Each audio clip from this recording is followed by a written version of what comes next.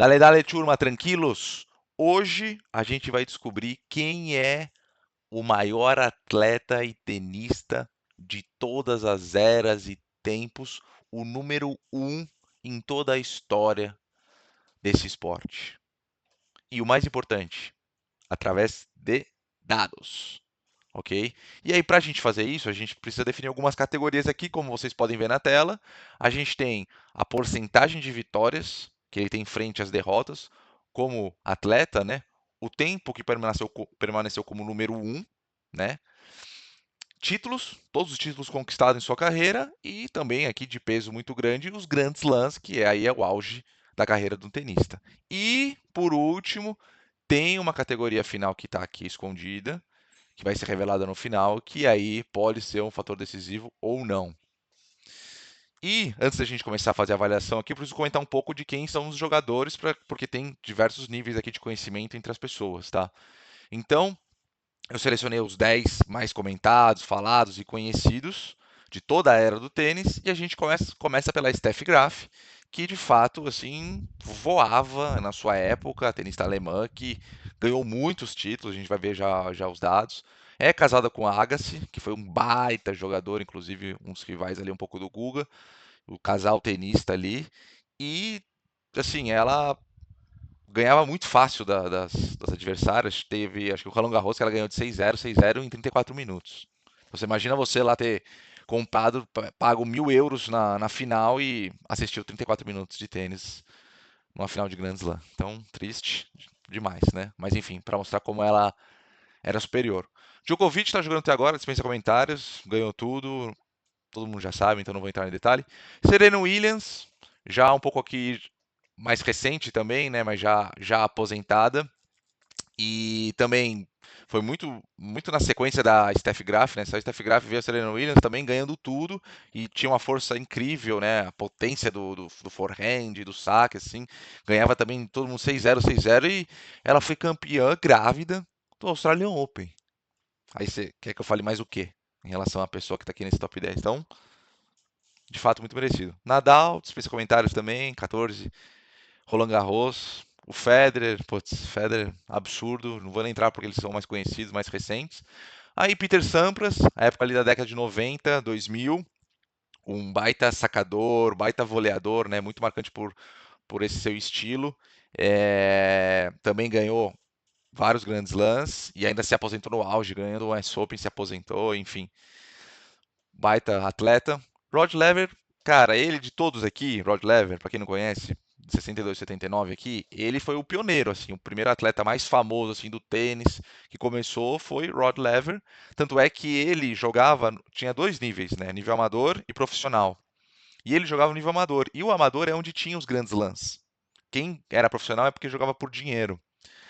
Então, ele jogava tão bem que saiu do amador, foi pro profissional e aí ele ficou um bom tempo sem conquistar títulos, Grand Slams no caso, né? E aí depois mudou-se a regra, e aí o tenista profissional pode jogar o Grand Slam, e aí ele conquista vários títulos, ou seja, mostrando que ele era muito bom. Inclusive a arena, né, a quadra principal do Australian Open, leva o nome de Rod Laver Arena, né? Então tá aí o cara, por isso que ele tá aqui. O Bjorn Borg, você escuta muito falar sobre ele, né? E assim, o cara que se aposenta com 26 anos, eu acho que eu não preciso falar muita coisa aqui. Ele é tipo o Phelps, digamos assim. Então, dispensa comentários também. Jimmy Connors, baita jogador também, diversos títulos. Um cara que teve 20 anos aí de carreira e acho que até com 39 anos ele chegou em semifinal de US Open, não sei se foi US Open ou Australian Open, enfim. Então, por 20 anos com um nível de jogo altíssimo, tem diversos títulos também, Grand Slam. E E ele era muito brigador também. E o Ivan Lendl também, muito frio, brigador também. Ele é muito conhecido também pela parte da questão da alimentação, de se cuidar, de rotina, alongamento. Tipo meio uma pegada meio Djokovic também, ganhou muita coisa. Ele começou meio como um amarelão ali, todo mundo meio que duvidava dele. E aí depois ele, pô, destruiu e ganhou tudo, papou todos os títulos. Então esses são os caras que temos aqui, nosso top 10, e agora vamos aqui para as categorias, né? Então, primeira categoria aqui, a gente tem a porcentagem de vitórias, que a gente pode ver que todos aqui são meio que próximos, mas a Steph Graf aqui dá uma saltada com 88,7% de vitórias, 900 vitórias só, apenas 120 derrotas, unânime, né? Você vê o Djoko aqui jogando mais, já, né, com 38 anos, né? Olha quantos jogos ele já fez a mais. Então, assim, vê que todos eram próximos, né? Serena 84, 83, Peter Sampras.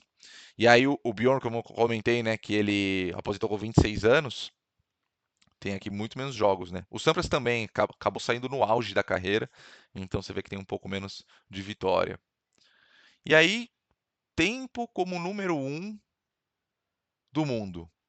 E aí, somando as semanas, não é consecutivo, tá? É somando o período que essa pessoa ficou como número um, né, no ranking. E aí você tem aqui a Steph Graf com 7 anos, e aí o maior aqui, Djoko, com 8 anos e 3 meses, né? 428 semanas, que é assim um número assustador, né? A maioria dos demais aqui com 5, 4, que é uma baita conquista, Sampras com 6.